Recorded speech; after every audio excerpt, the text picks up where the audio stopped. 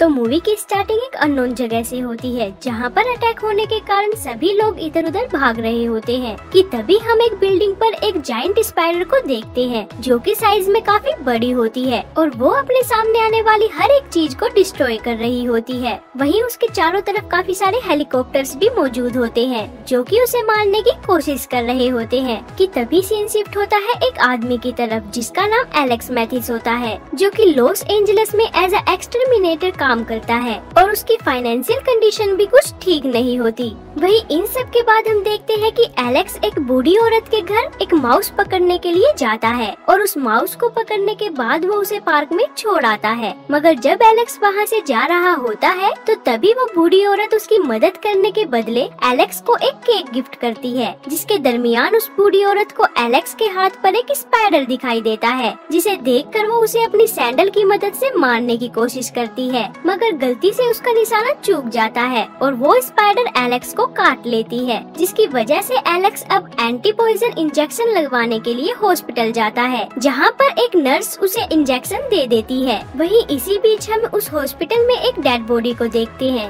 जो कि एक बैग में बंद होती है कि तभी उसमें कुछ हलचल होने लगती है, जिसकी आवाज सुनकर वहाँ खड़ा एक डॉक्टर उस बैग को चेक करने के लिए जाता है और जब वो उस बैग को चेक कर रहा होता है तो तभी अचानक से वहाँ सभी लाइट्स ऑफ हो जाती है। मगर लाइट आने के बाद जैसे ही वो उस डेड बॉडी को चेक करने जाता है तो तभी उस डॉक्टर के गर्दन पर एक जायंट स्पाइडर काट लेती है, जिसकी वजह से वो डॉक्टर चिल्लाने लगता है और फायर अलार्म बजा देता है, जिसके कारण हॉस्पिटल में सभी लोग पैनिक हो जाते हैं। इन सब के बाद हम देखते हैं कि एक गार्ड उस डॉक्टर को बाहर ले आता है, जहाँ पर वो डॉक्टर उस हॉस्पिटल के मालिक को उस स्पाइडर के बारे में बताता है और कहता है कि उसने अपनी जिंदगी में इतने बड़े साइज का स्पाइडर कभी नहीं देखा। मगर उस हॉस्पिटल का मालिक उसकी बातों का यकीन नहीं करता और उस पर काफी गुस्सा होता है। लेकिन तभी वहाँ एलेक्स उन्हें बताता है कि उसे स्पाइडर्स के बारे में काफी नॉलेज है और वो उनकी मदद कर सकता है, मगर इसके बदले वो उस हॉस्पिटल के मालिक से उसका बिल माफ करने के लिए बोलता है, जिस पर हॉस्पिटल का मालिक उसकी बात मान लेता है। जिसके बाद एलेक्स एक गार्ड के साथ वहाँ उस मुर्दा घर में जाता है, जहाँ वो उस डेड बॉडी को देखता है। दरअसल उस डेड बॉडी के सारे पार्ट्स उस स्पाइडर ने खा लिए थे और साथ ही उस डेड बॉडी में काफी सारे जाले लगे हुए थे,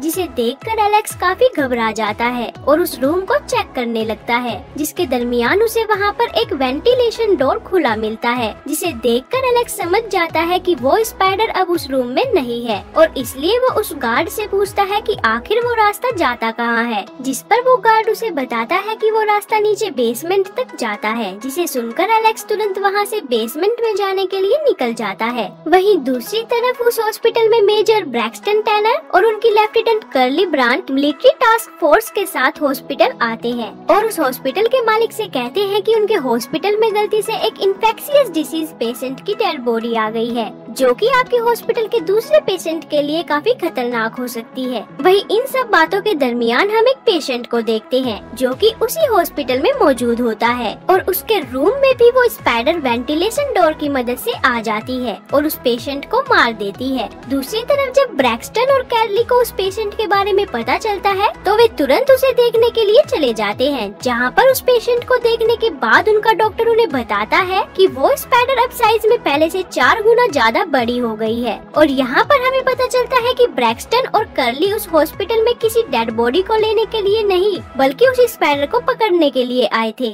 वहीं आगे हम एलेक्स को देखते हैं, जो कि स्पाइडर को ढूंढते हुए नीचे बेसमेंट तक पहुँच जाता है, लेकिन उसे कोई आइडिया नहीं होता है कि वो स्पाइडर उसके पीछे है। मगर उस स्पाइडर के हमला करने से पहले ही वहाँ कर्ली आ जाती है, जो कि उस पर फायरिंग स्टार्ट कर देती है, जिसकी वजह से वो स्पाइडर वहाँ से भाग जाता है। जिसके बाद एलेक्स और कर्ली दोनों मिलकर उस स्पाइडर को ढूंढने लगते हैं और जैसे ही वो स्पाइडर उन्हें दिखाई देता है तो कर्ली उस पर फिर से शूट करने लगती है, मगर गलती से उसका निशाना चूक जाता है, जिसकी वजह से वो स्पाइडर सीवर के अंदर चली जाती है। वहीं इन सभी बातों के बाद कर्ली अब एलेक्स को ब्रैक्सटन के पास ले आती है, जहां ब्रैक्सटन एलेक्स से उस स्पाइडर के बारे में पूछता है, जिस पर एलेक्स उसे बताता है कि वो स्पाइडर काफी बड़ा और काफी खतरनाक है, जिसे सुनकर ब्रैक्सटन काफी घबरा जाता है और एलेक्स को वहाँ से जाने के लिए बोलता है, मगर एलेक्स वहाँ से जाने के बजाय उस गार्ड के साथ स्पाइडर को ढूंढने के लिए निकल जाता है। इसी बीच हम कुछ सोल्जर्स को देखते हैं जो कि उस स्पाइडर को ढूंढने के लिए सीवर के अंदर आए होते हैं, जहाँ पर उन्हें उस स्पाइडर के काफी सारे जाले दिखाई देते हैं और साथ ही उन्हें वहाँ पर काफी सारे लोगों की डेड बॉडी भी दिखाई देती है जिन्हें कि वो स्पाइडर मार चुका था। वहीं दूसरी तरफ अब वो स्पाइडर उस सीवर से निकलकर एक पार्क में पहुँच जाती है और यहाँ हम देखते हैं कि उस स्पाइडर का साइज पहले से भी 4 गुना ज्यादा बढ़ गया है, जिसकी वजह से पार्क में मौजूद सभी लोग उसे देखकर डर जाते हैं और वहाँ से भागने लगते हैं। मगर उनके भागने से पहले ही वो स्पाइडर उन पर हमला कर देती है और उन्हें मार देती है। आखिर में वो स्पाइडर एक छोटे बच्चे पर हमला करने के लिए आगे बढ़ती है, लेकिन उसके हमला करने से पहले ही वहाँ एलेक्स आ जाता है जो कि उस स्पाइडर को अपनी तरफ अट्रैक्ट कर लेता है, जिसकी वजह से वो स्पाइडर उसका पीछा करने लगती है। और जब वो स्पाइडर उसका पीछा कर रही होती है तो तभी एलेक्स के पास कर्ली का फोन आता है, जिसमें वो उसे बताती है कि आगे उनका एक ग्रुप उस स्पाइडर को मारने के लिए उसका वेट कर रहा है। लेकिन इससे पहले कि एलेक्स को उसकी बात समझ आती, वे दोनों वहाँ तक पहुँच जाते हैं, जहाँ पहुँचकर वे दोनों कार से निकलकर छुप जाते हैं। जिसके बाद वहाँ खड़े सभी सोल्जर उस स्पाइडर पर फायरिंग करना स्टार्ट कर देते हैं, लेकिन बदकिस्मती से उस स्पाइडर को उनकी गोलियों का कोई असर नहीं होता, जिसे देखकर वे सभी काफी घबरा जाते हैं। मगर तभी वो स्पाइडर एलेक्स के ट्रक से उन पर हमला कर देती है और वहाँ से भागकर एक जंगल में चली जाती है। वहीं अब उस स्पाइडर को ढूंढने के लिए कर्ली अपने ग्रुप के साथ उस जंगल में जाती है, मगर जाने से पहले एलेक्स कर्ली से कहता है कि मैं भी तुम्हारे साथ तुम्हारी मदद करने के लिए आ रहा हूँ,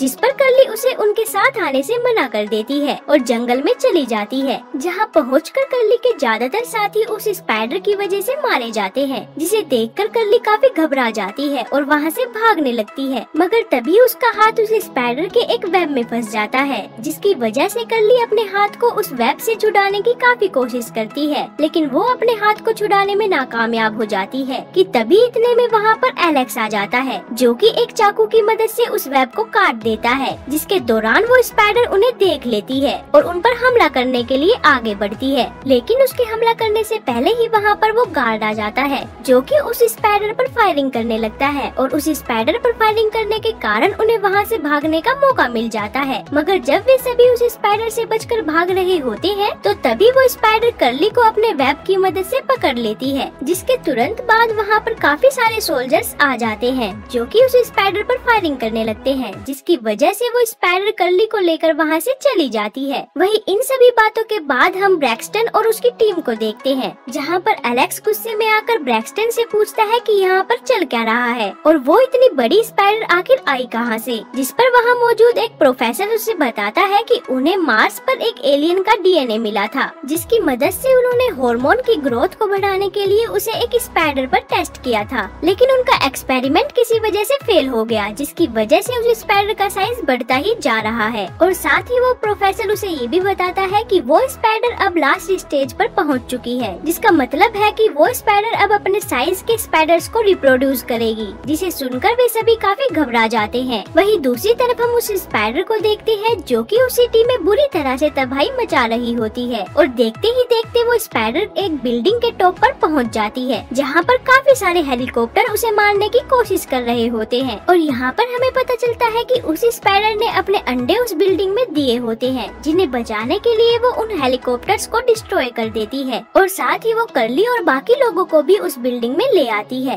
ताकि अंडों से बाहर निकलने पर बाकी स्पाइडर्स उन्हें खा सके। वहीं एलेक्स को जब ये बात पता चलती है तो वो तुरंत कर्ली को बचाने के लिए वहाँ से निकल जाता है और उस बिल्डिंग में पहुँच जाता है, जहाँ पर उसे कर्ली भी मिल जाती है जो कि अभी भी जिंदा होती है और साथ ही उसे वहाँ पर काफी सारे लोग भी दिखाई देते हैं जो कि उस स्पाइडर के वेब में फंसे होते हैं। मगर जब एलेक्स उन्हें बचाने की कोशिश कर रहा होता है तो तभी वे बेबी स्पाइडर्स अपने अंडों से बाहर आने लगते हैं, जिन्हें देखकर वे सभी काफी घबरा जाते हैं और वहाँ से भागने लगते हैं। वहीं इसी बीच हम उस स्पाइडर को देखते हैं जिस पर काफी सारे जेट्स हमला कर देते हैं, जिसकी वजह से वो स्पाइडर उस बिल्डिंग से नीचे गिर जाती है और उस स्पाइडर को नीचे गिरता देख वे सभी सोचते हैं कि वो स्पाइडर अब मर चुकी है। मगर तभी वो स्पाइडर फिर से उठ जाती है और उन पर हमला करने के लिए आगे बढ़ती है, जिसे देखकर एलेक्स अपने फ्रेंड से कार में से एक रॉकेट लॉन्चर लाने के लिए बोलता है और बस ये कहने के बाद एलेक्स उस स्पाइडर की ओर बढ़ने लगता है और मौका देखकर उस स्पाइडर पर रॉकेट लॉन्चर से शूट कर देता है, जिसकी वजह से वो स्पाइडर ब्लास्ट हो जाती है और मर जाती है। इसी के साथ हमारी मूवी यहाँ खत्म हो जाती है।